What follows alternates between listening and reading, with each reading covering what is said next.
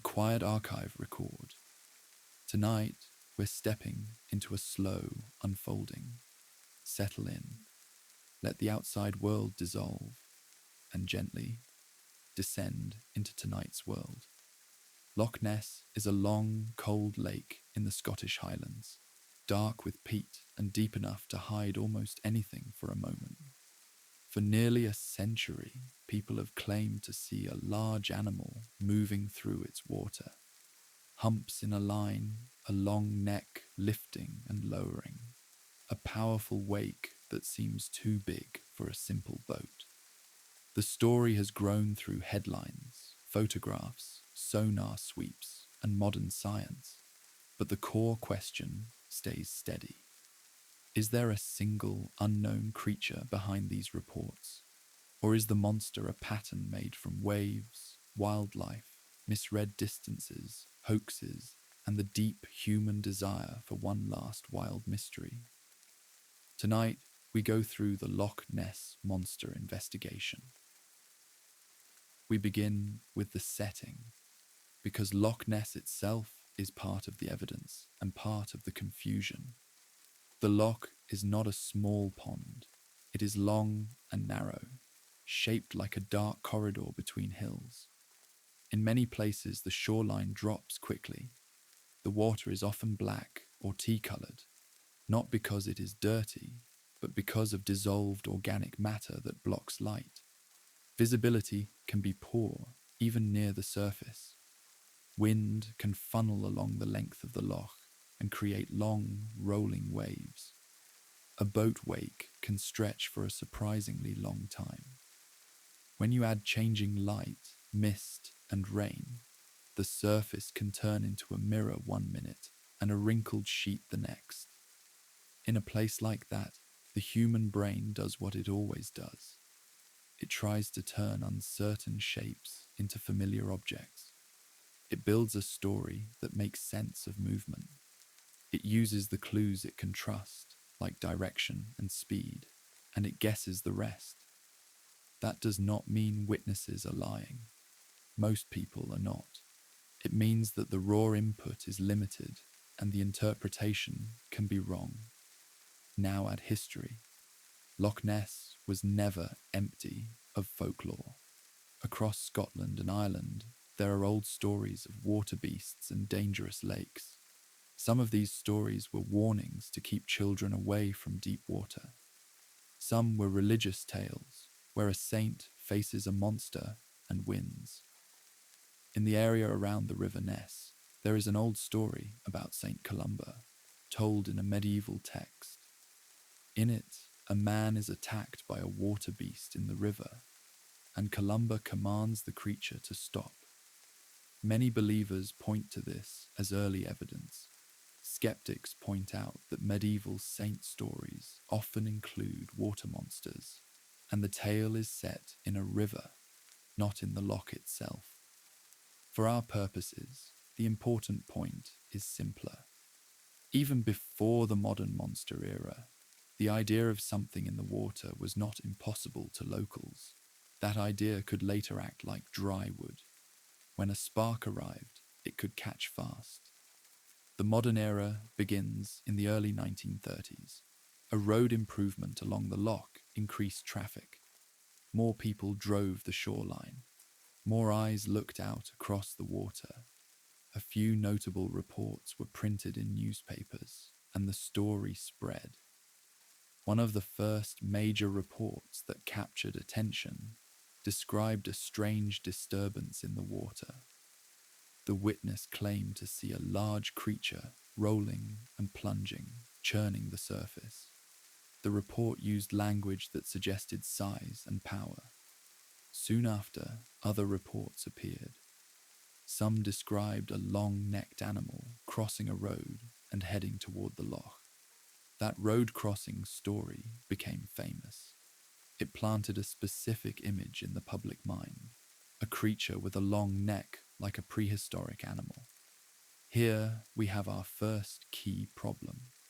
Once a clear image enters the public imagination, later reports can drift toward it. This is not necessarily fraud, It is memory. When you see something uncertain, your mind reaches for the closest match. If the monster is already pictured as long-necked, then a drifting log or a line of waves can become a neck and humps. But we cannot dismiss everything as imagination. There are reports that came from people who did not want attention. There are reports that came before a witness knew details. There are reports from multiple people at once. And there are moments when the loch produced something large and moving. The question is, what that something was. So tonight, we will treat Loch Ness like a case file. We will not assume a monster, and we will not assume it is all nonsense. We will ask what each piece of evidence can actually support. Case File 1 is the 1933 outbreak itself. In that year, reports increased sharply. Some described something like a whale or a large fish. Others described humps. One of the most famous described a creature crossing the road with a long neck and a bulky body. If we try to take this report at face value, we have to ask basic questions. How large was it really? How far away was it? How long did the witness see it? Was there good light? Were there other witnesses? Was there any trace afterward? In many cases, the answer is that details are limited. Human estimates of size are often poor, especially in unfamiliar landscapes. A creature near the waterline can be hard to place against the background. A big wave can look like a moving back. A deer swimming can look like a hump and a head.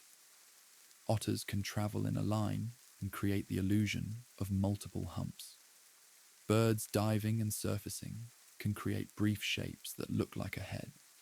Still, the 1933 wave did something powerful. It created a feedback loop between witnesses and the media. Reports led to articles. Articles led to more watchers. More watchers led to more reports. Case File 2 is the early photographs. The most famous early image is often called the surgeon's photograph, taken in 1934. It shows a dark shape on the water, like a small head and a long neck. For decades, it was treated as the best proof. Then the story behind it unraveled. The image is now widely regarded as a hoax made with a model. When a famous piece of evidence is exposed as fake, it has two effects. It reduces trust, and it leaves a shadow. Believers may say the hoax does not matter because real evidence still exists. Skeptics may say the hoax proves the entire subject is a joke. Both responses are too simple. Hoaxes do happen, especially when a story is popular. But a hoax does not prove that every report is false. The surgeon's photograph is still important, not as proof of a creature, but as proof of how easily a single image can shape belief. It fixed the monster's silhouette in the world. Case File 3 is other early photos, including blurred shapes, humps, and wakes. Many of these are hard to assess. A camera in the 1930s had limits. Exposure times and focus could smear motion. Film grain could hide detail. A wake photographed from far away can look like a creature. If there is no clear scale, it is hard to know whether a shape is large or small. To judge these images honestly, we have to admit that most are not decisive. They can support the claim that people saw something and photographed it. They cannot by themselves prove an unknown animal. Now we move to a shift in the story, from eyewitnesses and photos to instruments. When sonar became common, researchers hoped the loch could be scanned for large moving targets. Case File 4 is the early sonar claims. Sonar can detect objects by sending sound pulses and listening for echoes. It can show depth. It can show a strong target, but sonar images can be tricky. A A school of fish can produce a strong return. Floating debris can create echoes. Thermoclines, layers of water with different temperatures, can bend sound and create false returns. And sonar operators can misread what they see, especially when looking for something they hope is there. Still, sonar has occasionally detected large targets in Loch Ness. That is not surprising. Loch Ness contains fish, including large fish. It may contain sturgeon-like shapes or other large animals passing through connected waters, though the loch's ecosystem limits what could live there long term. It also contains logs, debris, and bubbles. When a sonar report says, "We got a large moving target," the key questions are, how large, how consistent, and how repeatable? Was it tracked over time? Was it independently confirmed? Was there a photo or video tied to the sonar contact? In most cases, the answer is no. Case File 5 is the long era of organized searches. Over the decades, groups set up cameras, watched the loch, and tried to record the monster on film. This is where we see a strange pattern. The more people look, the more reports they gather, but the less clear the evidence becomes. If a breeding population of large unknown animals existed, we would expect certain things. We would expect frequent sightings in good conditions. We would expect clear photos with multiple angles. We would expect bodies, bones, or at least repeated physical traces. We would expect a stable pattern of behavior. Instead, we get mostly brief sightings, often at distance, and images that could be explained by ordinary objects. That brings us to one of the most famous modern scientific efforts associated with the monster story. Case File 6 is the work linked to underwater photography and sonar in the 1970s. A group led by serious investigators used sonar and underwater cameras. They gathered huge numbers of images. Some were interpreted as showing flipper-like shapes or a large body. The images were controversial. Critics argued that the shapes could be debris, reflections, or artifacts of low-light photography. Supporters argued that the shapes were too structured to be random. To evaluate this fairly, we need to understand underwater imaging in dark water. Light fades fast underwater. Particles scatter light. A flash can create backscatter, bright dots that hide detail. A moving object can blur. A cable or a piece of equipment can appear as a shape. So the key question is, did the images show something that could not plausibly be anything else? Most outside experts have said no. The images are intriguing, but not definitive. They do not show a clear animal with anatomy that can be measured. Yet the effort is still meaningful. It showed that serious people were willing to test the claim with equipment. It also showed how hard it is to capture clean evidence in Loch Ness. Case File 7 is large-scale sonar sweeps. One of the most famous was a coordinated sweep using many boats moving in a line, covering much of the loch with sonar. The hope was that if a large creature existed, it would be detected as a moving target. Reports from such sweeps have sometimes included unusual sonar contacts, but no sweep has produced a clear, repeatable result that convinced the wider scientific community. If a sweep finds nothing, believers may say the creature avoided detection or stayed deep.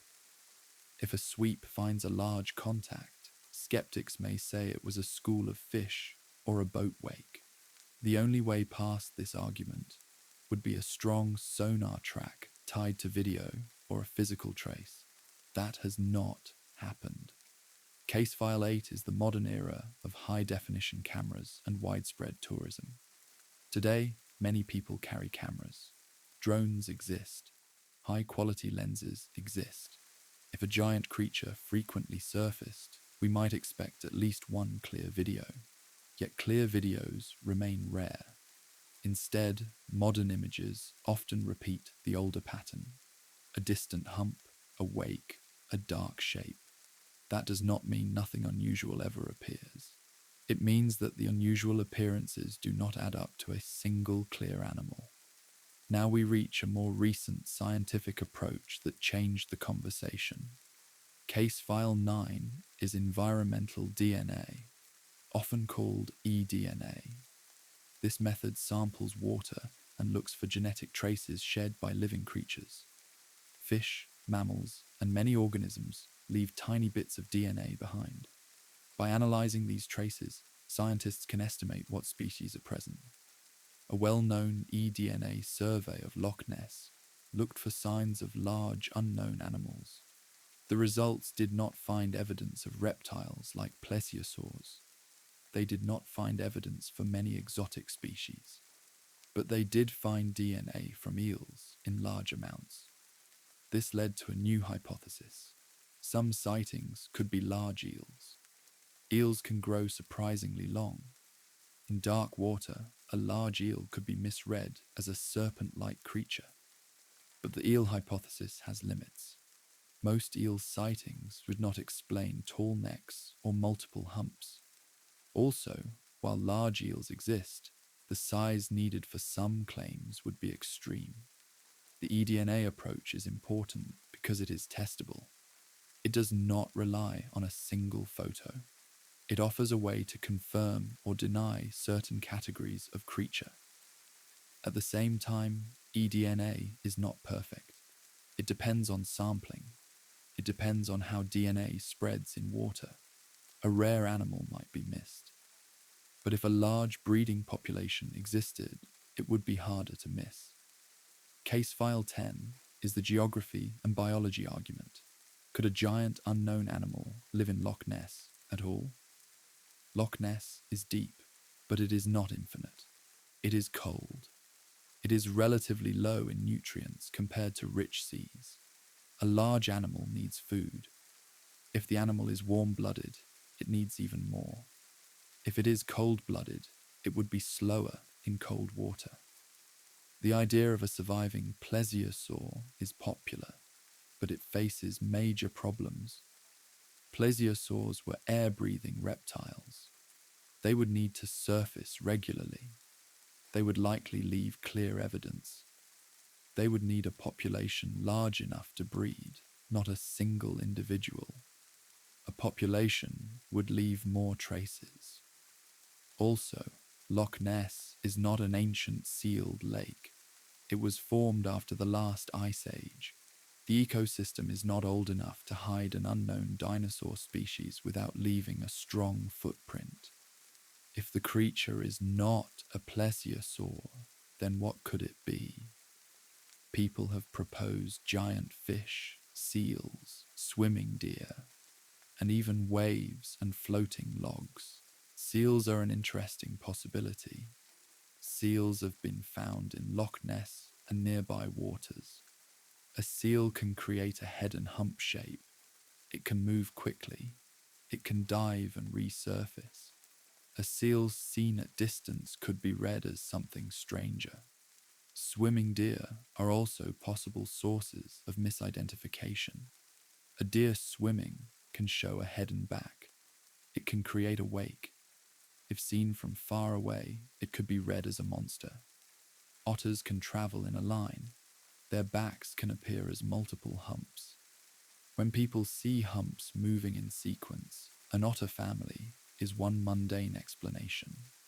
Logs and debris can rise and sink. A log can be pushed by a boat wake and appear to move under its own power. In dark water, it can look alive. And then there are waves themselves. Loch Ness is famous for a phenomenon sometimes called the seach, where water oscillates in the loch due to wind and pressure changes. Long waves can form. A line of waves can look like a creature moving. If you watch a long loch in shifting wind, you can see how the surface can create patterns that look purposeful. Now, we should also address the hoax factor beyond the surgeon's photograph. Some modern hoaxes have been admitted. Some photos were staged with models. Some were misrepresented. Hoaxes do not mean the entire phenomenon is fake, but they do mean that any new claim must be tested carefully. So what are we left with? We have a location that is perfect for ambiguity. We have a historical story that makes the idea feel old. We have a media outbreak in 1933 that created a strong image. We have decades of reports and a handful of suggestive instrument readings. We have no body, no bones, and no clear repeated video of a large unknown animal. That leads to a conclusion that is calm but firm.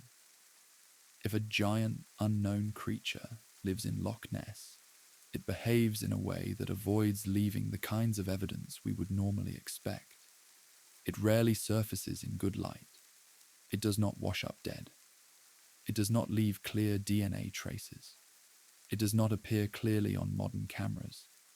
That is possible, but it is also unlikely. A more grounded conclusion is that Loch Ness is a place where many ordinary things can look extraordinary.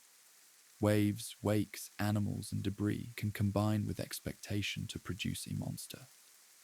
But even that conclusion leaves room for a quiet mystery. Not a dinosaur, not a secret species, but the way a landscape can hold a story so strongly that it becomes part of the place. Loch Ness is not just water. It is a stage for imagination and a reminder that the world still has corners where certainty is hard. As we continue, we will go deeper into the strongest named cases, one by one, with the detail they deserve. We will look at the timeline, the conditions, the witness credibility, and the simplest explanations. We will also look at why some people keep believing, even after hoaxes and failed searches.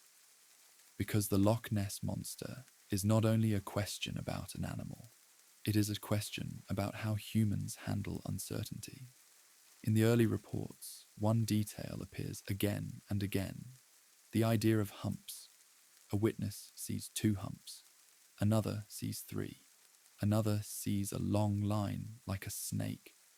This could match a large animal surfacing in sections, but it could also match waves traveling together. When a boat moves through water, it creates a wake pattern. That wake can travel and spread. In a narrow loch, the wake can bounce from shore to shore, creating complicated patterns. If you see those patterns from far away, you can imagine a creature moving. This is why time is crucial. If you watch long enough, a wake reveals itself. It spreads, loses shape, and fades. A creature would likely change direction, dive, resurface in a new place, and show some consistent behavior. Many monster reports are brief. They are over in seconds. The witness is in a car. The witness looks away and looks back. The shape is gone. That short time window is the perfect space for a powerful story. Now consider the famous road crossing report again. A long-necked creature crosses a road and heads toward the loch. It sounds like a movie scene. That does not prove it is fake, but it does raise a flag. In that era, films with long-necked monsters were in the public mind. If a person wanted to invent a story, that would be an easy shape to pick. Researchers have suggested that the road crossing story could have been influenced by popular film imagery. That is not a final verdict, but it shows why the cultural context matters. The next layer is the way the story turned Loch Ness into a destination. People came to see the monster. Hotels and tour companies benefited. Newspapers benefited. The local economy benefited. This creates another subtle bias. It becomes socially acceptable to say you saw the monster. It becomes exciting. It becomes a story to tell. None of this means every witness is lying. It means that the environment encourages reports. Now, for the strongest cases, we will focus on those that have at least one of these features. Multiple witnesses, a detailed account recorded close in time, a photograph or film, or instrument support. One such early case involves a witness who described a large object like an upturned boat, wriggling and churning the water. This description is interesting because it does not match a clean, long-necked dinosaur. It matches a large moving disturbance. That could be a large animal. It could be a boat wake interacting with the shoreline. It could be a group of animals. Another early case involves a report of a large animal near shore, described with legs or a stubby build. Reports like this clash with the standard long neck silhouette. That inconsistency is important. If one real animal species was behind the sightings, we might expect more consistent descriptions. Instead, the monster changes shape. The monster is sometimes a serpent, sometimes a plesiosaur, sometimes a camel-like hump, sometimes a fish, sometimes an amphibian. This points toward misidentification, not a stable unknown species. When we reach the era of underwater efforts, the strongest element is the sheer volume of work. Thousands of photos, long sonar watches, weeks on the loch. A serious project produced some images that supporters interpret as a flipper. If we assume that is true, we then face another question. What kind of animal has a flipper and lives in a cold inland loch? Seals have flippers. Otters have limbs that can look like flippers. Fish have fins. A plesiosaur would also have flippers, but it would have to surface to breathe. If it surfaced regularly, why do we not have clearer images? This is where believers often turn to the idea of deep diving and rare surfacing. But again, a breeding population would still have to surface. Now consider the sonar sweeps. If a large animal existed, and many boats swept the loch with sonar, it would be difficult for the animal to hide every time. Yet the sweeps did not produce a confirmed track. This does not mean there are no large targets. It means that nothing was found that could not be explained as ordinary. Another modern search, involving many sonar units and careful planning, also failed to produce decisive evidence. And now, with eDNA, we have a powerful negative result against certain kinds of animal. No reptile DNA. High eel presence. That does not solve everything, but it narrows the space. Now, there is still an emotional side to the Loch Ness story. For many people, Nessie is not only a creature. Nessie is a symbol of mystery. A world without Nessie feels smaller. That is a human feeling, and it matters. It can affect how people interpret evidence. It can also affect how skeptics respond. Skeptics may react with mockery. That can make believers dig in harder. So the best approach is calm and respectful. We can treat witnesses as sincere while still questioning their conclusions. We can treat the lake as a complex environment while still admitting that the simplest explanations often win. If you were standing on the shore of Loch Ness at dawn, with fog low on the water and rain tapping softly, you could easily imagine a creature below. And sometimes you might see something you cannot explain right away. A dark hump rising, a long wake, a sudden swirl. In that moment, the monster is real as an experience. The challenge is to translate that experience into evidence, and that translation is where the Loch Ness Monster story struggles. We can also consider a different possibility, not a single creature, but a set of rare events. A seal far from the sea, a large eel, a swimming deer, a line of otters, a boat wake, a floating log. If each of these appears once in a while, and each is reported as a monster, then over decades you build a huge file of sightings. The file looks like a consistent phenomenon, but it is actually many different causes. This is one of the strongest skeptical models. Now let us look at the question of physical remains. If large animals lived in Loch Ness, they would sometimes die. Their bodies might sink, but over time, bones can be found. Skeletons can wash up. Fishermen can snag remains, but we do not have confirmed remains. Some may argue that the loch is deep and bodies are eaten or buried. That is possible. But over many decades, the absence of remains becomes meaningful. We also have to consider that Loch Ness connects to the sea through the River Ness and canal systems, but not in a way that would easily allow very large sea animals to enter unnoticed. A seal can manage it. A whale cannot. A plesiosaur cannot. Now think about the classic image of Nessie with a long neck. If such an animal surfaced, it would likely show a large part of its body. It would make strong waves. It would likely be seen clearly. Instead, the best images are small, distant, and unclear. This again suggests that the long neck silhouette is a cultural overlay. Now, the Loch Ness Monster also has a scientific cousin in other lake monsters around the world. Many lakes have monster stories. Champ in Lake Champlain, Ogopogo in Canada. Each has similar patterns: brief sightings, ambiguous photos, occasional sonar contacts. This suggests a general human pattern.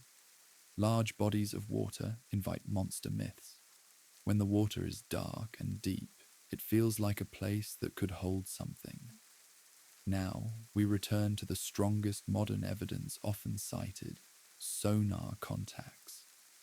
A sonar contact can be exciting, but to be strong evidence, it must be recorded clearly, tracked, and ideally tied to a visual confirmation. Most sonar claims are not. They are momentary. They are interpreted by someone looking for a monster. Without raw data and independent analysis, sonar remains suggestive, not decisive. Now we can ask, what would it take to solve the Loch Ness Monster case? A clear video in daylight from multiple angles. A clear sonar track with simultaneous high-definition underwater video. A tissue sample. A confirmed body. These are not impossible, but they have not happened. So tonight, in the quiet archive way, we hold the file open, but we do not force it. We can enjoy the story without pretending the evidence is stronger than it is. We can respect the witnesses without accepting their conclusions. We can accept that the loch is strange and still believe that nature is knowable. And we can let the question remain soft at the edges. In the years after the first media wave, the monster became a kind of living headline. Each new photo was treated as a breakthrough. Each new search was treated as the final answer. And yet, the story continued. That continuing is part of its power. It never resolves. It never dies. It keeps returning, like the loch's own waves. Now let us slow down and walk through the best-known named incidents again, with the kind of careful attention they often do not get. We will start with the early 1933 report of a large disturbance in the Loch. The witness described a body like a whale rolling in the water. She and her husband were driving along the road when they saw it. The report said the water churned like a simmering cauldron. This kind of description could match a large animal surfacing, but it could also match a boat wake interacting with wind and shoreline. If there was no boat, then what else could churn water like that? A large fish breaking the surface, a group of fish, a seal, or a natural wave pattern. The report is dramatic, but dramatic does not equal accurate. Still, it is one of the first sparks. Next, we have the road crossing report. The witnesses claim to see a long-necked creature cross the road. They described it as large, perhaps 25 feet long, with a neck like an elephant trunk. They saw no limbs. They saw it moving toward the loch. This report is famous because it places the creature on land. If true, it would narrow the possibilities. But it also raises questions. Why were there no tracks? Why did no other driver see it at that moment? Why did the description match a popular dinosaur image? Those questions do not disprove it, but they weaken it. Now, the early photographs. The surgeon's photograph became the icon. It is now considered a hoax involving a model. This tells us that at least one person was willing to fake evidence. It also tells us that the public was eager to believe. Then there is another early photo that is often discussed, a blurred shape on the loch's surface. Analysis suggests it could be a dog retrieving a stick. This is a classic pattern. A normal animal in water, captured in a blurred photo, becomes a monster. Now we jump forward to the later sonar and camera efforts. A long-running investigation set up cameras and watched the loch. Thousands of hours were spent. If the monster surfaced often, it should have been caught. Instead, the evidence remained ambiguous. Then came underwater work in the 1970s. The investigators used sonar and underwater cameras, capturing large numbers of images. They claimed some images showed a flipper. Critics disagreed. In a court of science, ambiguous images are not enough. Then came large sonar sweeps in the 1980s. Many boats lined up and swept the loch. No decisive finding. Then came more modern sonar searches. Again, no decisive finding. Then came eDNA. It did not find a giant unknown reptile. It found many eels. So now, in the modern era, the best grounded explanation is that the monster is a mixture of misidentifications, hoaxes, and the loch itself. But we also should not ignore the possibility of rare visitors. Seals can enter. Large fish can exist. If a seal entered and was seen by tourists, it could generate a monster report. If a deer swam, it could generate a monster report. If a large boat wake traveled, it could generate a monster report. Over decades, those rare events could produce hundreds of sightings. Now let us also discuss the psychological side in more depth, because it explains why the story persists. Humans love unresolved mysteries. A solved mystery is a closed door. An unsolved mystery is a doorway. It suggests that the world still holds secrets. Loch Ness offers a safe mystery. It is exciting but not deadly. It invites tourism and imagination. Also, the monster story creates community. People share photos. They share theories. They watch the loch together. This social network strengthens the belief. And the monster story gives the loch a personality. It turns a landscape into a character. Now, could there still be something unknown? Science is humble about what it does not know. New species are discovered regularly, but most new species are small or they live in remote places. A giant animal in a heavily watched loch would be unusual. Not impossible, but unusual. So the quiet archive view is this. The claim is extraordinary. It requires extraordinary evidence. The evidence so far is not extraordinary. It is interesting. It is human. It is sometimes beautiful. It is not conclusive. Now we can ask a final question. If Nessie is not real, as a giant unknown creature, what is real? The loch is real. The witnesses are real. The waves are real. The feeling of seeing something strange is real. And the story is real. It lives in postcards and documentaries, but it also lives in the way people look at the water. Some stories become part of a place. Loch Ness is one of those places. As the rain continues to fall and the surface darkens, it becomes easier to imagine a long shape moving below, a curve, a rise, a slow line of humps, a neck that lifts and lowers. And then, just as your eyes adjust, the shape is gone. The loch returns to quiet. The mind stays busy, and the case file remains open. This is not the end of the investigation, but it is the honest center of it. We can keep looking. We can keep testing. We can keep collecting stories.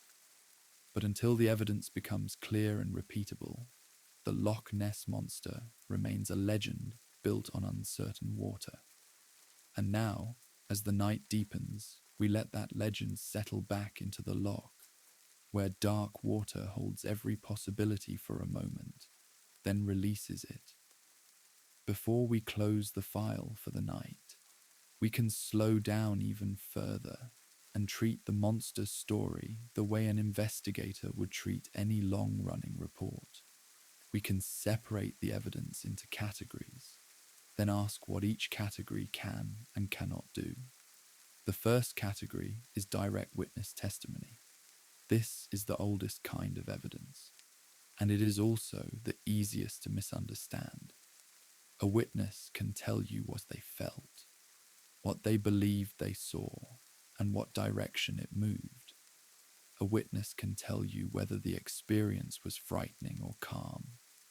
They can tell you whether they were alone or with others. What a witness cannot always do is measure distance and size accurately, especially over water. Water is a difficult environment for judging scale. When you look across a loch, the surface can hide the base of an object. A low hump can appear taller because you do not see its full outline. A wake can appear to be a solid body because the wave crest resembles a back. Fog and rain remove fine detail. If you have ever tried to judge the size of a boat far away without a reference point, you know how quickly the mind starts to guess. This is one reason Loch Ness is so effective as a monster setting. It does not give you easy references. The opposite shore may be far away and dark. The hills may be behind it, creating layers of depth. The water may reflect the sky and reduce contrast. So when a witness says, "It was as big as a bus," that is not a measurement. It is a feeling of magnitude. The second category is photography and film. A camera can capture a moment, but it can also flatten reality. It can compress distance. It can remove the context that a human eye uses. It can blur motion. And photographs are often taken in a rush. A witness sees something strange and raises a camera quickly. The framing is imperfect. The focus is off. The exposure is wrong. Then the image is shared, printed, copied, cropped, and sometimes enhanced. Each step can change what people believe they see. The third category is instrument readings, especially sonar. Sonar is powerful, but it is also not an automatic truth machine. The quality of sonar data depends on the equipment, the settings, the operator, and the environment. Loch Ness has layers of water, and it has many natural features on the bottom.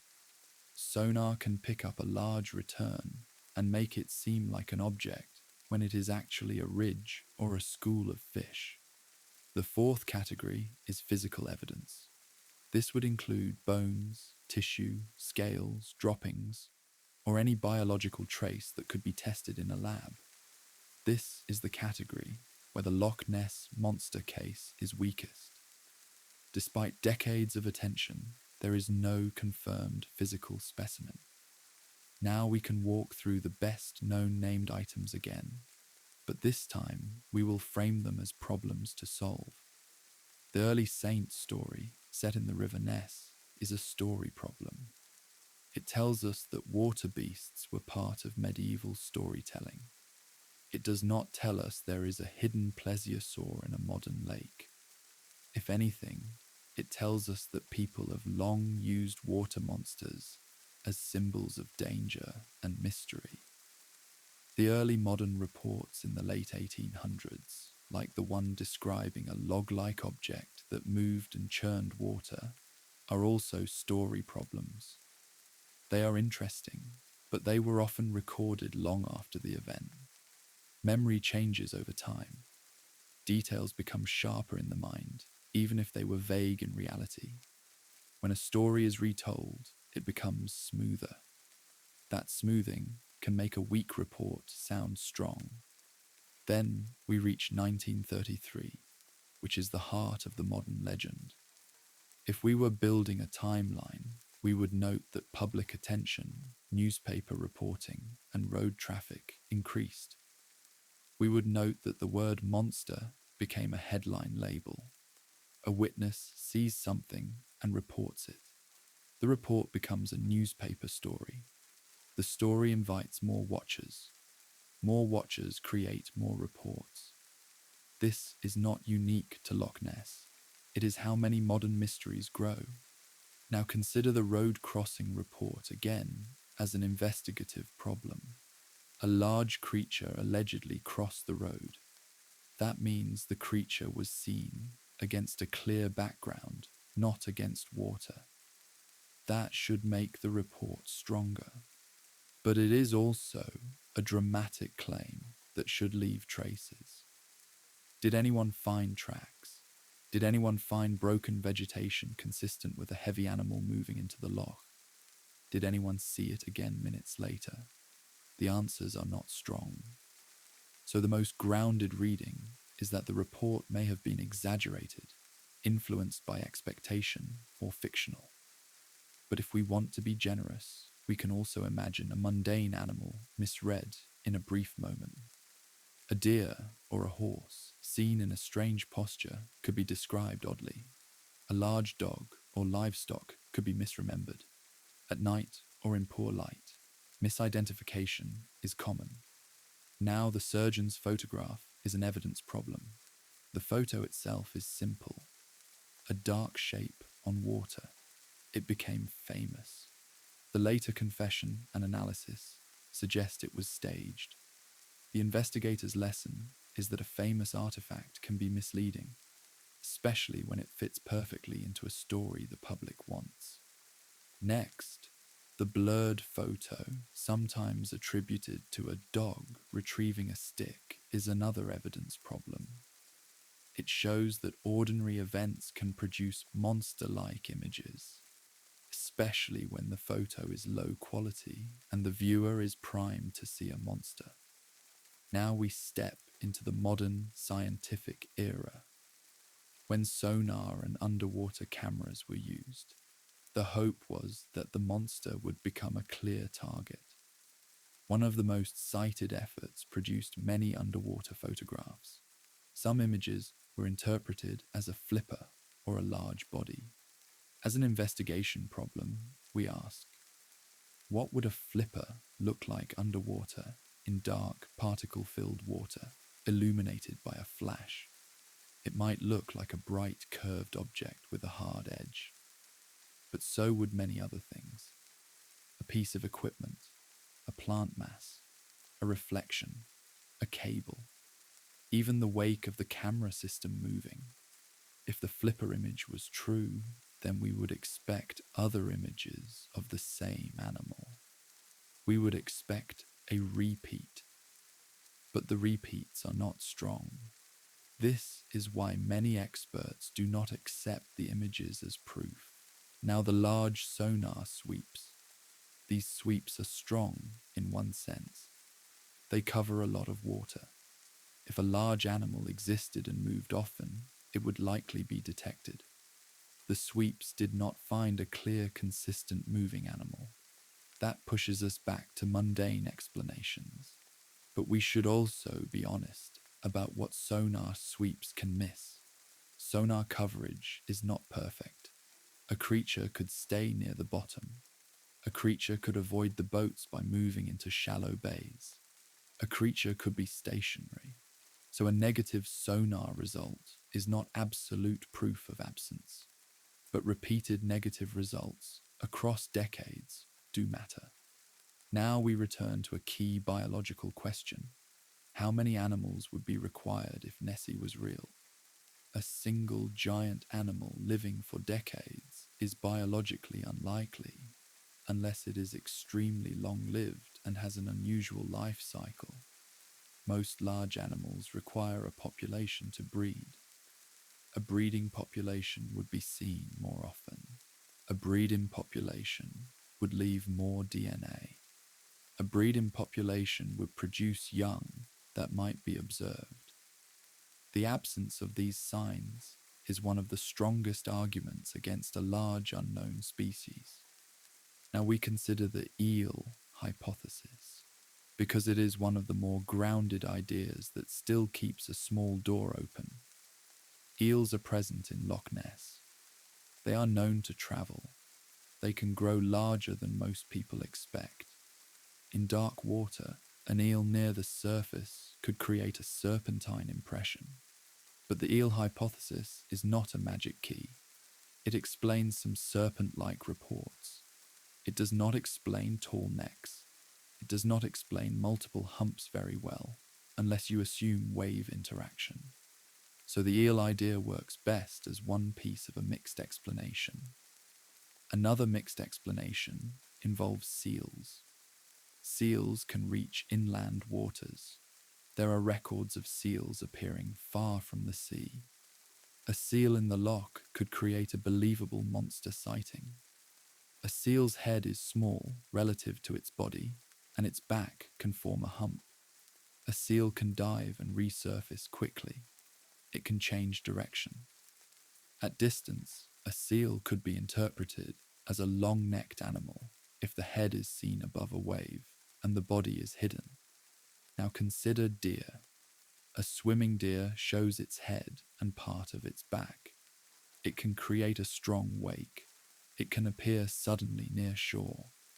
If a person sees a deer swimming across a bay, and if they do not expect deer in the water, they may interpret it as something else. Now consider otters. Otters often travel in groups. When a group of otters swims, their backs can appear as a series of humps. This is one of the best mundane explanations for the classic three humps report. Now consider waves. Loch Ness is long. Wind can create a line of waves that travel in the same direction. If you see the peaks and the troughs hide the base, the peaks can look like a creature moving. When a boat wake adds to that, the pattern becomes even more animal-like. Now consider floating logs. Logs can bob and roll. They can be pushed by current. They can look like a dark back. Now consider birds. A diving bird can create a head-like shape. A bird can travel low, and its movement can create a repeated pattern. These are not exciting explanations, but when you put them together, they can explain a large percentage of sightings. Now, we should not ignore the few reports that include more complex detail.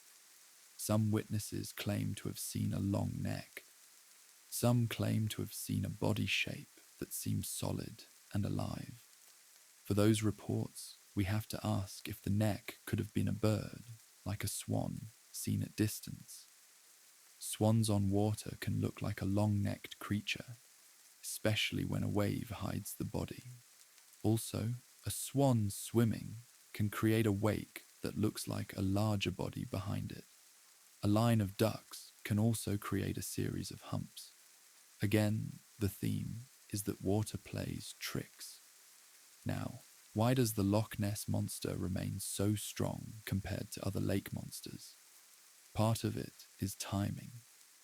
The story broke during a time when newspapers were hungry for dramatic local stories.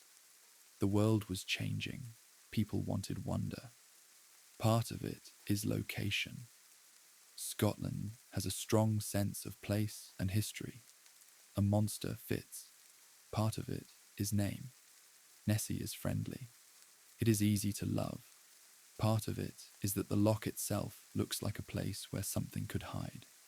Now, if we were running the case as a modern investigation, we would propose a clear method. We would set up multiple fixed cameras with known fields of view. We would use modern sonar and record raw data. We would combine sonar with underwater video. We would use thermal imaging for surface detection. We would repeatedly sample eDNA across seasons. We would publish all raw data openly. This kind of approach could narrow the mystery sharply, and in some ways, modern investigations have moved in that direction. Still, as of now, the public evidence remains the same. Interesting, suggestive, not decisive. So what is the Quiet Archive conclusion? The Loch Ness Monster is best understood as a living legend, powered by an environment that creates ambiguity. The loch creates shapes. The mind creates meaning. Occasionally, hoaxes add fuel. Occasionally, rare animals like seals add confusion. Over time, the story becomes part of the landscape. And there is one more layer that deserves attention. The way the monster story teaches us about how evidence works. A single photograph is not always strong. A single witness is not always strong. A single sonar hit is not always strong. But patterns across time can be meaningful. In Loch Ness, the pattern seems to be the pattern of human perception, not the pattern of a new animal. Yet even that is a kind of truth. It tells us something real about our species. We are story-making creatures. We look at dark water and we imagine a hidden life. Sometimes we are wrong. Sometimes we are lucky. But we always want the world to be a little larger than our maps. And now we let Loch Ness return to the background, with rain soft on the water and the hills watching quietly. One more thing belongs in the file, because it is part of why the Loch Ness Monster feels so stubborn. Over time, a legend can collect small supporting details that feel scientific, even when they are not. For example, people sometimes point to the depth of the loch, as if depth equals secrecy. Loch Ness is deep, but depth alone does not create an ecosystem capable of hiding a giant unknown animal. A deep place still has limits. It still has food constraints. It still has oxygen levels. It still has seasons. It still has a bottom where remains would eventually collect. People also point to the darkness of the water. Dark water can hide a shape, but darkness also makes it hard to gather evidence. Darkness does not protect a creature from biology. It only protects it from our eyes. Then there is the argument that the loch is connected to the sea, so a large animal could travel in. It is true that water connections exist, and it is true that some animals can surprise us by traveling far inland. But those animals have known bodies and known habits. A seal can move through connected waterways. An eel can move. A large dinosaur-like reptile cannot. Another common supporting detail is the idea of sonar as a kind of proof. Sonar can feel like an X-ray. It can feel like it shows the hidden truth. But sonar is still an interpretation. A sonar return is a pattern of echoes. It must be translated into an image or a number, and that translation can be mistaken. This is why, in good science, raw data matters. If a sonar contact is real and strong, it should be possible to share the raw sonar logs, share the location and settings, and allow independent experts to review it. Most famous monster sonar claims do not meet that standard. Now consider another subtle effect. The way the monster story changes how people look. When a tourist stands on the shore, they do not stare at the water the way they would stare at a normal lake. They scan for patterns. They watch for humps. They watch for a neck. That kind of watching increases the chance of seeing something that fits the pattern. If you stare at cloud shapes long enough, you will see faces. If you stare at dark water long enough, you will see backs. This is not a flaw in the person. It is a basic function of perception. This is why a controlled search matters. A controlled search does not only use better tools, it also controls expectation. In a controlled study, you would record how often people report a monster shape under different conditions. You would measure how often a known object, like a floating log, is misread. You would measure how much distance and light change the report. You would likely find that the monster appears more often in poor conditions and at long distances, and that would not be surprising. Now, to be fair, there are witnesses who claim close-range encounters. They describe the texture of the skin. They describe the head shape. They describe the movement in detail. These accounts are more compelling as stories, but they also carry more risk. Close encounters are often emotional, and emotion can distort memory. Also, close encounters are the easiest to invent, so the investigator must treat close-range accounts carefully, not with mockery, but with discipline. Ask, was the account recorded immediately? Ask, are there independent witnesses? Ask, was there a photograph? Ask, were there physical traces? Most of the time, those supports are not present. That does not mean the witness is dishonest. It means the case cannot be closed on that evidence. So if we step back, what is the strongest honest statement we can make about Loch Ness? We can say this. Many people have seen unusual surface disturbances on Loch Ness. Some of those disturbances were large enough to feel uncanny. A smaller number of people have interpreted those disturbances as a large animal. A smaller number have captured ambiguous images. A few hoaxes have been confirmed. Several searches using sonar and cameras have not produced decisive evidence of an unknown giant creature. Modern biological sampling does not support a hidden reptile population and suggests mundane explanations like eels and known animals. That statement is not romantic, but it is solid, and it still leaves something gentle behind. Because even without a monster, Loch Ness remains a place where the mind can rest.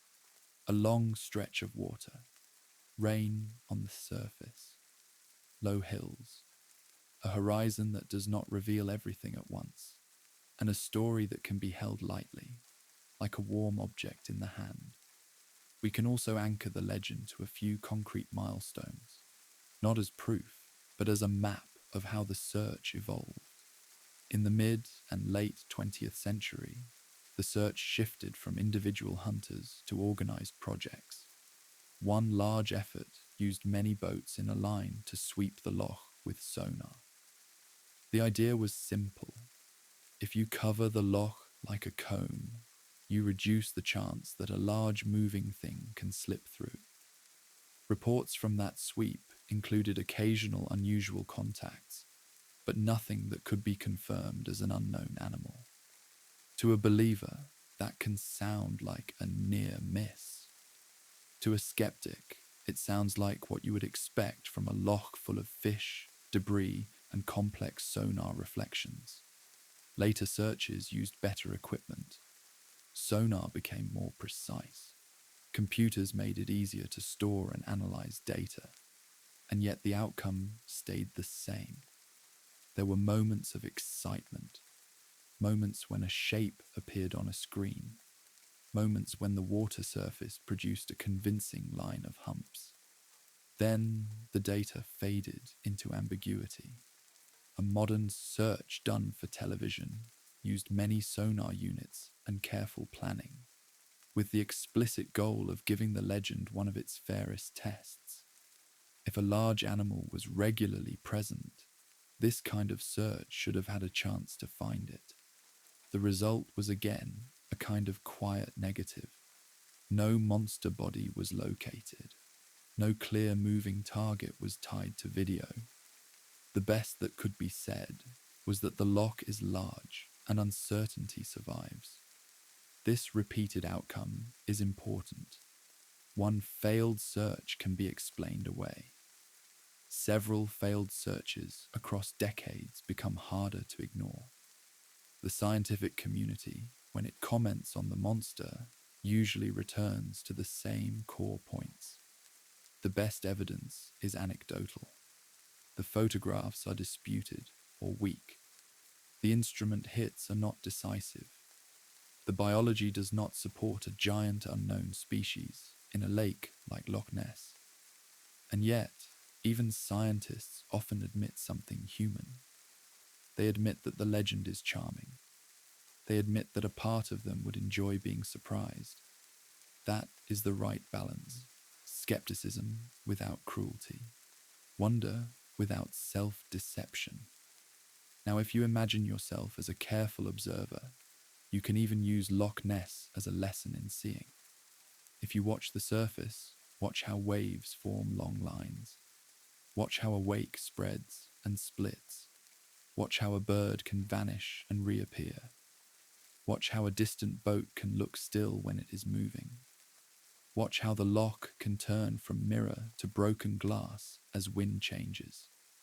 If you do that, you understand why so many honest people can report a monster. They are not foolish. They are human. They are looking at a complex system with limited information, and they are making the best story they can. And that story, told again and again, becomes part of the water. So when we say the monster is likely not a hidden dinosaur, we do not strip the loch of meaning. We simply place the meaning where it belongs, in the landscape, in the history, in the quiet thrill of not knowing for a moment. One last quiet inventory, like sealing documents back into an envelope. If you keep a notebook at Loch Ness, you might notice that many sightings cluster around certain conditions. Early morning and late evening, when light is low. Days with wind, when wave lines form. Moments after a boat passes, when a wake travels. Places where the shoreline curves, where a wake can reflect and create a second moving line. You might also notice how often a report begins with surprise. A person was not watching for a monster. They looked up and saw a shape. They felt a jolt. They tried to understand it fast. Then it was gone. That pattern is exactly how misidentifications happen. But it is also how real discoveries sometimes happen. It is the pattern of the unknown. So the honest position is not to laugh at the witness. It is to ask for the next step. Can the event be repeated? Can it be recorded with scale? Can it be matched with instruments? Can it leave a trace? If the answer stays no, the case stays a legend. If the answer becomes yes, the legend becomes biology. For now, Loch Ness remains in the legend category. A dark loch, a long history, and a modern myth strong enough to survive both hoaxes and failed searches. And in a way, that survival is its own kind of creature, moving through decades, lifting its head in headlines, then sinking again into silence. And if you ever return to the loch in daylight, you can do a simple experiment. Pick one patch of water and watch it for 10 full minutes without blinking the story into it. Just watch. Watch how the surface changes without any creature. Watch how a small wave can look like a dark ridge. Watch how a line of ripples can look like motion under the water. Watch how your mind keeps trying to label what it sees. That experiment does not kill wonder. It makes wonder cleaner. It teaches you the difference between a feeling and a fact. Loch Ness offers both, a feeling of depth, a feeling of hidden life, and the stubborn fact that clear proof has never surfaced. So we end where we began, with the loch itself, dark and calm, holding the legend the way it holds reflections, briefly and imperfectly. If nothing else, the legend reminds us to be careful with our eyes, patient with our conclusions, and gentle with other people who saw something strange on a dark loch in uncertain light. This was a quiet archive story where the story ends, sleep begins,